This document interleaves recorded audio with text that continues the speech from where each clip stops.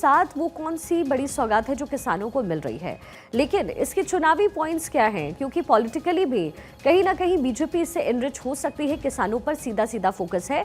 सबसे पहले तो आप ये बताइए कि ये जो योजनाएं हैं वो कहाँ कहाँ मुख्य तौर पर किस तरीके से उसे धरातल पर रखा जाएगा, और उसके बाद फिर हम इस पर जो सियासी पारा है इस समय वो भी चढ़ता दिख रहा है उसका जिक्र कर लेंगे।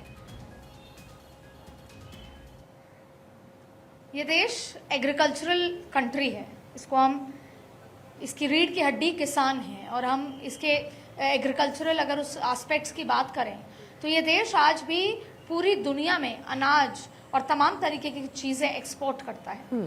सबसे महत्वपूर्ण बात यह है कि अगर सियासी आपने तापमान की बात की तो देश का किसान लंबे समय से कहीं ना कहीं सरकार से नाराज़ है, और ऐसा नहीं है कि नरेंद्र मोदी से नाराज़ था। देश का किसान यूपीए सरकारों से भी नाराज़ रहा। देश का किसान कई लंबे समय से कहीं ना कहीं अपने जो उत्थान है जो उसको लेकर वो नाराज़ रहा है। अब यूपीए सरकार आती है और आते ही यूपीए सरकार कहती है कि हम किसान की आय को दुगनी करना चाहेंगे।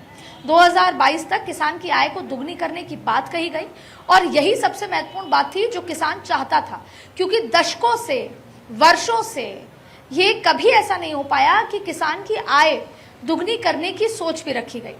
लेकिन फिर एक पॉइंट आया जब बहुत सारी एमएसपीज को लेकर चर्चाएं हुई, बहुत सारे नए बिल्स को लेकर चर्चा हुई, लेकिन आता है 3 बिल, और वो 3 बिल कहीं ना कहीं किसान की इस तरफ से, किसान जो संगठन है या किसानों की मांग होती है, किसान की तरफ से ये बात उठती है कि कहीं ना कहीं वो बिल जो है वो कृषि को प्राइवेटाइज कर देगा, जिसको लेकर उन्होंने जो है सड़कों पर रहे, सवा साल तक सड़कों पर रहे, और आज भी कहीं ना कहीं किसान सड़कों पर रहता नजर आया।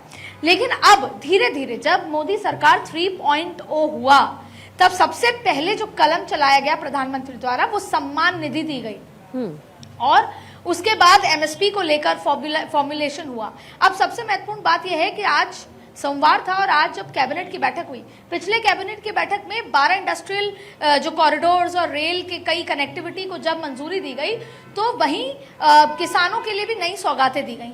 लेकिन आज की सौगात थोड़ी अलग है।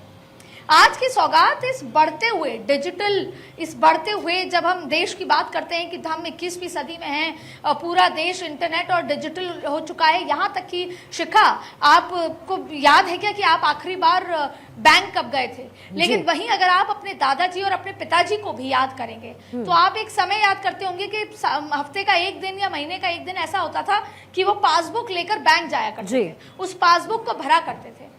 आज हम शायद इतना लंबा समय हो गया है जब हम बैंक नहीं गए, क्योंकि बैंक फुल्ली डिजिटल है।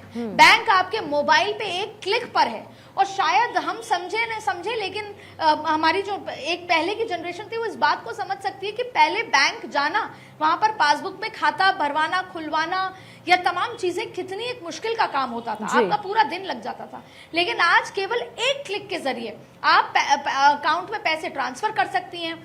आज आपसे मैं अगर कहूं कि शिक्का मुझे 10,000 रुपए दे दीजिए, तो शायद आप फिलहाल मुझसे बात करते करते एक क्लिक में ट्रांसफर कर सकती हैं। आप दे दीजिएगा जब शो खत्म हो जाएगा।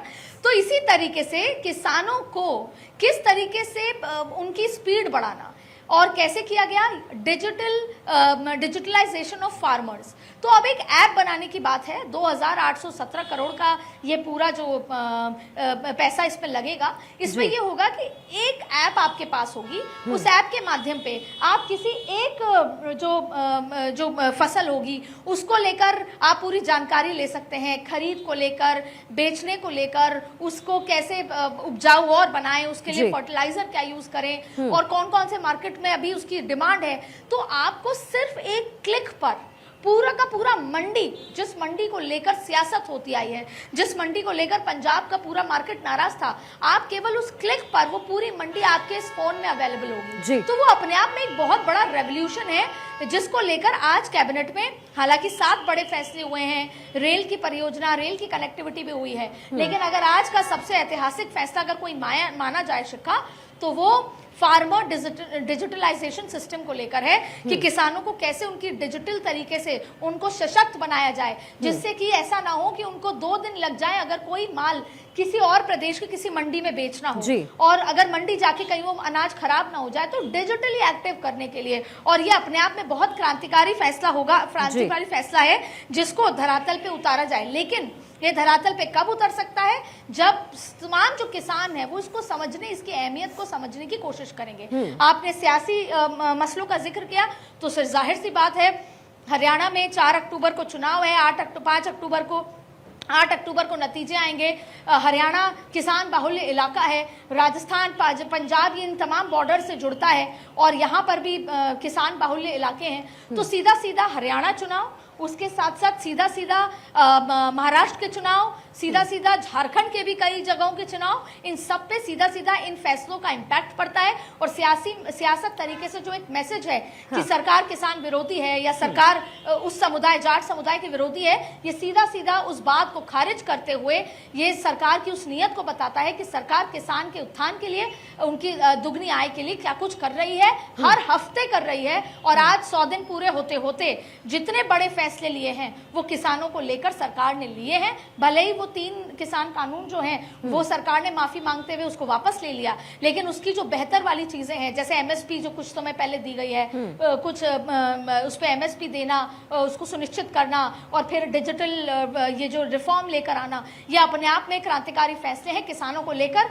बस जो गैप है सरकार और किसान के बीच में वो है डायलॉग, वो है ब्रिज, जो ब्रिज का गैप है, जो कोई कम्युनिकेशन गैप है, उसको पूरे करने की जरूरत है। और शायद शिवराज सिंह चौहान उस काम को बेहतर करते इस कम ने इस बात की उम्मीद इसी बात की है अदिति। 4 अक्टूबर को जब नतीजे आएंगे तो बीजेपी के फेवर में नतीजे कितने जाते हैं हरियाणा चुनाव को लेकर के, खास तौर पर ये देखना दिलचस्प होगा।